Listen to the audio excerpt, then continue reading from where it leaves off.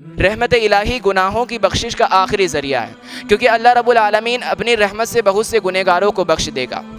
हदीस शफ़ाअत में आता है, मुस्लिम शरीफ की रिवायत है कि जब तमाम लोग सिफारिश कर चुके होंगे, अरहमुर राहिमीन के अलावा कोई बाकी नहीं रहेगा, तो अल्लाह ताला जहन्नुम से एक मुट्ठी भर ऐसे लोगों को निकालेगा जिन्होंने कभी कोई नेक अमल नहीं किया होगा, अलबत्ता उनकी ज़िंदगी शिर्क से पाक होगी।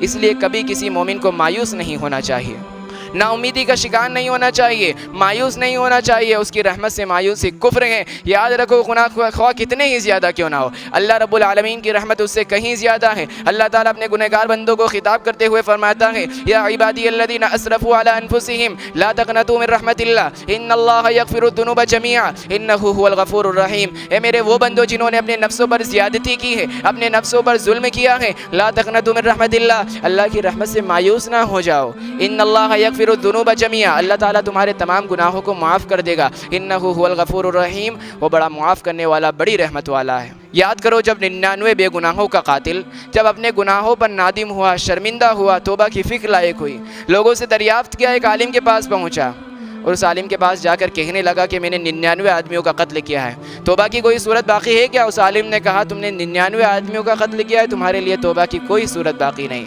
अब उस आदमी ने उस आलिम को भी कत्ल कर दिया, मगर एहसास निदामत की जो चिंगारी उसके दिल में पैदा हो चुकी थी, वो बराबर उसे बेचैन करती रही और रहमत इलाही से उम्मीद की किरण अभी भी बाकी थी। वो लोगों से फिर दरियाफ्त किया और एक और आलिम के पास पहुंचा और उससे अपना हाल सुनाते हुए कहने लगा, क्या तौबा की कोई सूरत बाकी है? अब उस दूसरे आलिम ने उससे कहा, क्यों नहीं, मैं यहुलु बैनहु व बैन तौबा, आदमी और तौबा के दरमियान भला कौन हाइल हो सकता है?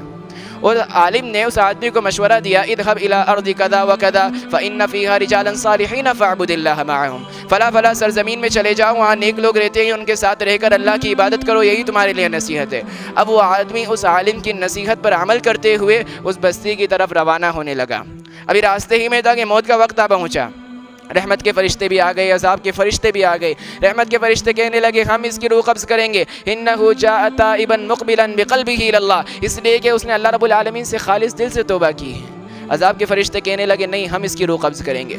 इन्नहु लम यामल खैरन क़त्तु, इसलिए कि उसने दुनिया में कभी कोई नेक अमल ही नहीं किया, ज़िंदगी में कोई नेकी नहीं की, हम इसकी रूह कब्ज़ करेंगे। अब अल्लाह रब्बुल आलमीन इन दोनों के दरमियान फ़ैसला करने के लिए एक फ़रिश्ते को भेजते हैं। फ़रिश्ता फ़ैसला इन अंदाज़ में करता है कि अगर ये शख्स नेकोकारों की बस्ती के करीब हुआ तो इसकी रूह रहमत के फ़रिश्ते कब्ज़ करेंगे, और अगर ये शख्स अज़ाब के फ़रिश्ते इसकी रूह जब कब्ज़ करेंगे जब ये शख्स गुनहगारों की बस्ती के करीब होगा। जब ज़मीन नापी जाती है, अल्लाह रब्बुल आलमीन नेकोकारों की बस्ती को हुक्म देता है कि करीब हो जा, वो गुनहगारों की बस्ती को हुक्म देता है कि तू दूर हो जा। जब ज़मीन नापी जाती है तो वो शख्स नेकोकारों की बस्ती के एक बालिश्त करीब निकलता है तो उसकी रूह रहमत के फ़रिश्ते कब्ज़ करते हैं। मेरे भाइयों, बताने का मकसद ये है कि आज मुल्की सतह पर जो तबाही मची हुई है, जो हालात बने हुए हैं, इन हालात में हमारा फ़र्ज़ ये बनता है कि हम अल्लाह रब्बुल आलमीन से अपने ताल्लुक़ को गहरा करें, अल्लाह रब्बुल आलमीन से अपने रिश्ते को कायम करें, मज़ीद पुख्तगी अता करें। जो अल्लाह रब्बुल आलमीन से रिश्ता हमने रमज़ानुल मुबारक के महीने में जोड़ा था, उस रिश्ते में और तरक्की आना चाहिए और पुख्तगी आना चाहिए। लेकिन अफसोस, आज हमारे गुनाह बढ़े जा रहे हैं, हमारी गलतियाँ, कोताहियाँ, लगदिशें और गफलतें हमारी आज ज़्यादा बढ़ी जा रही हैं। ज़रूरत इस बात की है कि हम अल्लाह रब्बुल आलमीन के सामने रोएं, गिड़गिड़ाएं, उससे माफ़ी मांगे। It's Al Fajr Educational Foundation presentations.